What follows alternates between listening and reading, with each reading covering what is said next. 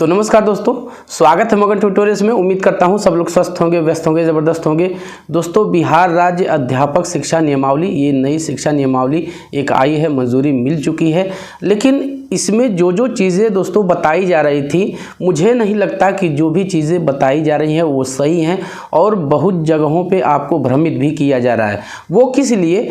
क्योंकि एक स्थान पे कहा गया, शुरू में हम लोगों ने भी अपडेट किया आप लोगों को कि इसमें जो अध्यापक नियुक्त होंगे, नई शिक्षा नियमावली के अंतर्गत जो भी अध्यापक नियुक्त होंगे उनको राज्य कर्मचारी का दर्जा मिलेगा। लेकिन जब मैंने पूरी तरह से अध्ययन किया शिक्षा नियमावली में, तो इस बात का जिक्र नहीं है। हालांकि वो हो सकता है कि अलग से कोई प्रावधान किया जाए यदि प्रस्ताव में है तो, लेकिन जो ये नियमावली आई है उसमें कहीं भी ऐसा देखने के लिए नहीं मिल रहा है कि उनको राज्य कर्मचारी का दर्जा दिया गया है। इसमें जो इनका संवर्ग निर्धारित किया गया है वो राज्य संवर्ग न होकर के एक जिला संवर्ग ही घोषित किया गया है, जो ये प्राथमिक या फिर माध्यमिक विद्यालय हैं उनके लिए। तो इन सारी चीज़ों को मैं आपको डिटेल में आज स्पष्ट करने वाला हूं। जो भी आपकी आशंकाएं हैं, कई लोग इस नियमावली को लेकर के आपको भ्रमित करने का प्रयास भी कर रहे हैं कि आप इसको एक तरह से चैलेंज करें या फिर ये करें। तो एक बात मैं आपको शुरू में ही बता देना चाहता हूँ कि देखिए, कोई भी इसमें आप ही का फ़ायदा होगा। वो किस तरह से फ़ायदा होगा? जो 3 वर्ष का एक बाउंडेशन लगाया गया है, जो 3 अटेम्प्ट्स का, वो थोड़ा सा है कि ये कहीं ना कहीं मान लीजिए कि कई परिस्थितियां हैं, कई तरह से बच्चे रहते हैं। हालांकि जो बिहार के बच्चे हैं, मैं कहूं तो बहुत जुझारू होते हैं। किसी भी तरह का आप कोई भी बाउंडेशन लगा दीजिए, मुझे नहीं लगता कि कोई उन पे असर पड़ने वाला है। लेकिन जो सिर्फ 3 साल का इन्होंने दिया है, 3 अटेम्प्ट्स का जो इन्होंने दिया है, ये थोड़ा सा लगता है कि इस पर पुनर्विचार किया जाना चाहिए। और नियमावली में ऐसा है भी कि समय समय पे इसकी समीक्षा भी की जाएगी। तो बहुत आपको घबराने की ज़रूरत नहीं है। ये वीडियो देने का सिर्फ एक मोटिव है दोस्तों, कि जो सच्चाई है वो आप लोगों को ऑथेंटिक रूप में पता चल जाए और किसी भी भ्रम में ना पड़िए। बहुत समय के बाद इतने सारे पदों पे जो है वो आपकी वैकेंसी आ रही है, तो इसको आपको पुरजोर तरीके से एक तरह से कहें कि इसमें आपको तैयारियों में लग जाना चाहिए। हालांकि पाठ्यक्रम और परीक्षा का पैटर्न अभी तक नहीं घोषित किया गया है, लेकिन वो भी आपको जल्दी देखने के लिए मिल जाएगा। और विज्ञापन कब तक आ सकता है दोस्तों, इस संबंध में भी कुछ जानकारियाँ मिली हैं, तो वो भी मैं आपसे शेयर करूँगा। चलिए, सबसे पहले हम नियमावली को देख लेते हैं, और बहुत ज़्यादा आपका समय मैं नहीं लेने वाला यहाँ पे।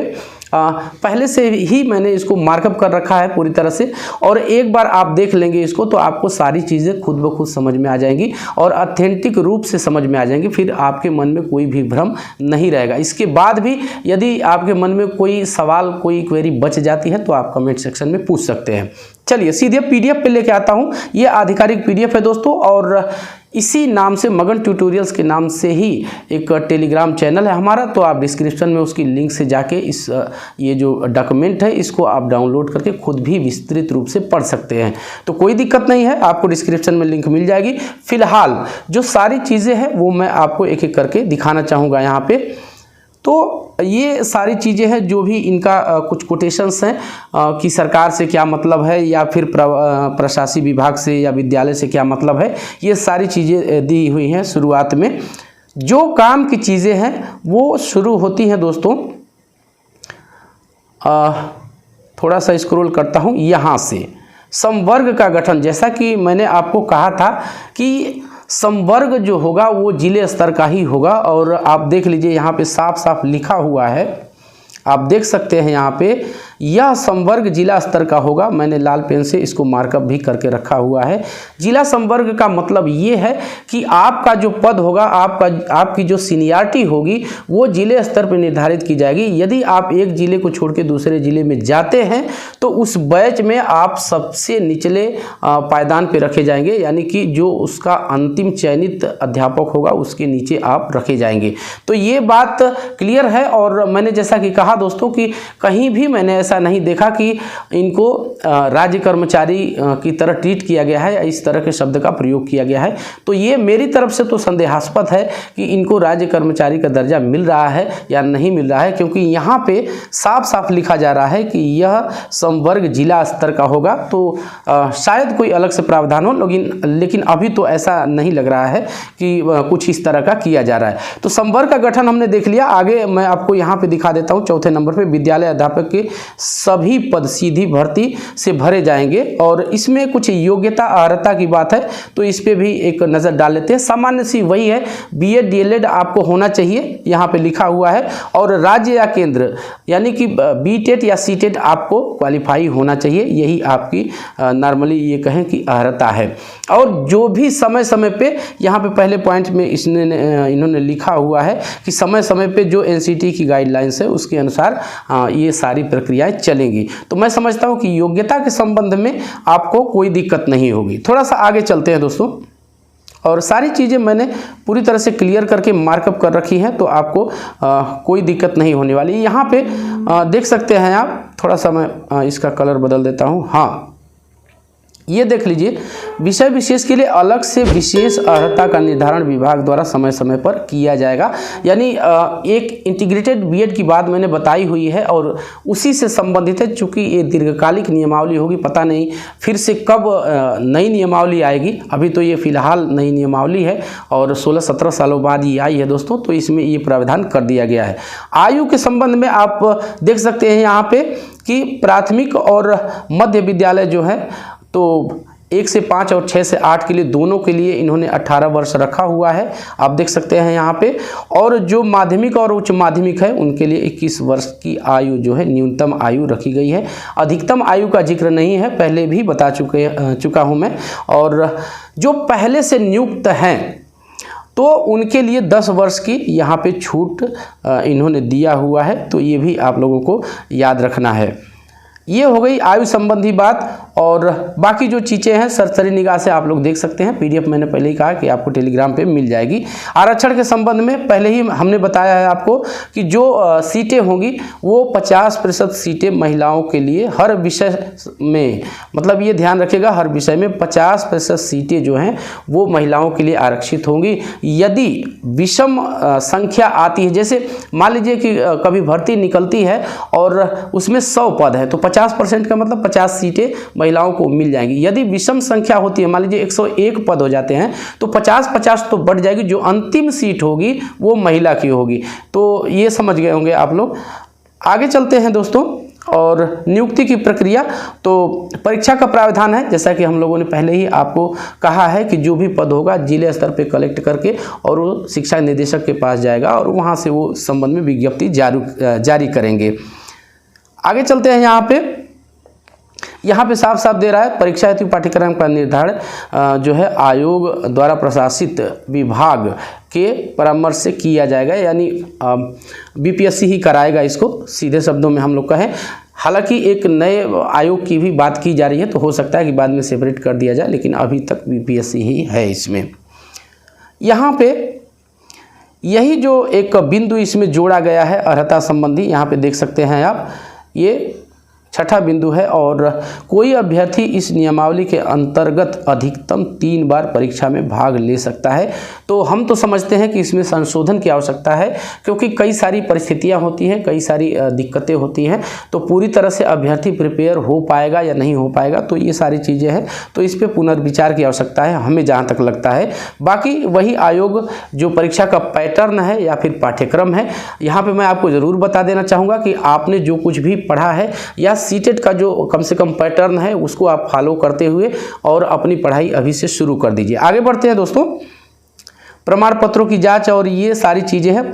परिवीक्षा अवधि एक तरह से आप ये समझ लीजिए कि आपको भी परीक्षा अवधि में रखा जाएगा, और जहाँ तक यदि उत्तर प्रदेश और उत्तराखंड की बात मैं करूँ तो 1 वर्ष की होती है, लेकिन इनका जो है इन्होंने 2 वर्षों के लिए जो है 2 वर्षों के लिए परीक्षा अवधि जो रखी है, परिवीक्षा अवधि, यानी कि यहाँ पे आपकी नियुक्ति जो होती है वो अस्थायी मानी जाती है जब तक कि आपके जो भी डॉक्यूमेंट है, जो प्रमाण पत्र है, चाहे वो एकेडमिक हो, प्रशिक्षण से संबंधित हो, जो भी आपके पास डॉक्यूमेंट है तो उसका वेरिफिकेशन हो जाएगा, उसके बाद ही आपको स्थायी शिक्षक के रूप में नियुक्ति मिलेगी। तो इसमें कोई दिक्कत नहीं है। ये देख लीजिए, यहाँ पे संपुष्टि लिखा हुआ है 11वां पॉइंट, तो इसमें आपको क्लियर हो जाएगा। परीक्षा अवधि जो है, परिवीक्षा अवधि इनकी यदि आप संतोषजनक रूप से पूरी कर लेते हैं, यानी कोई आपके ऊपर अनुशासनिक कार्रवाई या फिर इस तरह का कोई दंड आरोपित नहीं होता है, तो फिर आपका ये सफल माना जाएगा और आपको एक स्थायी टीचर के रूप में नियुक्ति दे दी जाएगी। तो यही चीज़ें हैं। यहाँ पे वरीयता सूची है, स्थानांतरण से संबंधित है ये सारी चीज़ें, और यहाँ पे दे दिया है, देख लीजिए, जो कि मैं बात आपसे कर रहा था कि विद्यालय अध्यापक का अंतर जिला स्थानांतरण भी कई तरीके से किया जा सकता है। वो ऐच्छिक हो सकता है, प्रशासनिक हो सकता है, या फिर शैक्षणिक दृष्टिकोण से भी आपका स्थानांतरण, अंतर जिला स्थानांतरण किया जाएगा, यानी जिले के बाहर। जैसा कि मैं कह रहा था कि आपको ये जो पद होगा वो जिला संवर्ग का ही होगा। यहाँ पे देख लीजिए, अंतर जिला स्थानांतरण के फलस्वरूप संबंधित स्थानांतरण विद्यालय अध्यापक की वरीयता स्थानांतरित जिला में उनके नियुक्ति वर्ष से संबंधित विद्यालय अध्यापक की विषयवार वरीयता से निम्न वरीयता के रूप में निर्धारित की जाएगी। जैसा कि मैंने कहा कि जो भी उस बैच में टीचर, अंतिम टीचर सेलेक्ट होगा, अध्यापक सेलेक्ट होगा, उसके नीचे ही आपको रखा जाएगा यदि आप ट्रांसफ़र में जिला चेंज करते हैं। ये उत्तर प्रदेश में भी है दोस्तों, तो इसमें मैं नहीं समझता कि आपको कोई कन्फ्यूज़न होगी।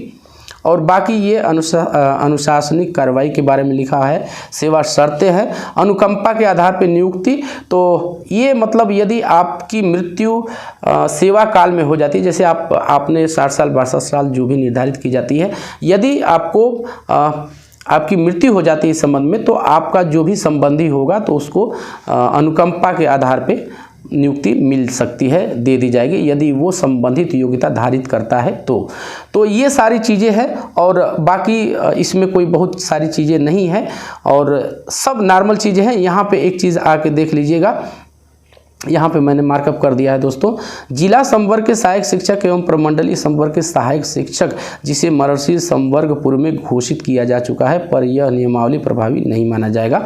मतलब ये कि इससे, इस नियमावली के प्रभावी होने से पहले ऐसा तो नहीं है कि अध्यापक नियुक्त नहीं होंगे, वहाँ भी अध्यापक नियुक्त होंगे, लेकिन उनको मरणशील घोषित कर दिया गया है। वो संवर्ग इसमें नहीं शामिल होगा और उनका वो अलग ही रहेगा, ये समझ लीजिए। जब जो ये अध्यापक नई नियमावली के अंतर्गत सेलेक्ट किए जाएंगे, इनका जो इन्हीं पे ये जो है नियमावली लागू होगी। बाकी जो पीछे के हैं उन पे ये नियमावली की जो सेवा शर्तें हैं या फिर जो नियम है वो लागू नहीं होंगे। तो ये चीज़ें हैं दोस्तों, आप लोगों ने देख लिया होगा पूरी तरह से क्या चीज़ें हैं। तो मैंने आपको यहाँ पे सारी चीज़ें डिटेल में बता दी हैं। यहाँ पे मुझे कहीं ऐसा नहीं मिला कि जिससे ऐसा लगे कि कहीं पे भी राज्य कर्मचारी का दर्जा दिया जा रहा है। हालांकि बातें चल रही थी और कई प्रमुख समाचार पत्रों में भी इस तरह की जो चीज़ें हैं वो दिखाई दी, लेकिन अभी फ़िलहाल आपके सामने ही मैंने इस नियमावली को देखा और आपको उसमें हम लोगों ने बातचीत भी किया, लेकिन इस पर कहीं भी राज्य कर्मचारी वाली बात इसमें दिखाई नहीं दे रही है। तो बस दोस्तों यही था आज की इस वीडियो में। उम्मीद करते हैं कि आपको ये वीडियो पसंद आई होगी। और चलते चलते वही रिक्वेस्ट दोस्तों कि कृपया आप इस चैनल को लाइक, शेयर और सब्सक्राइब ज़रूर कीजिए दोस्तों। जब आप ऐसा करते हैं तो हमें एक मोटिवेशन ज़रूर मिलता है। मिलते हैं अगली वीडियो में, तब तक के लिए नमस्कार।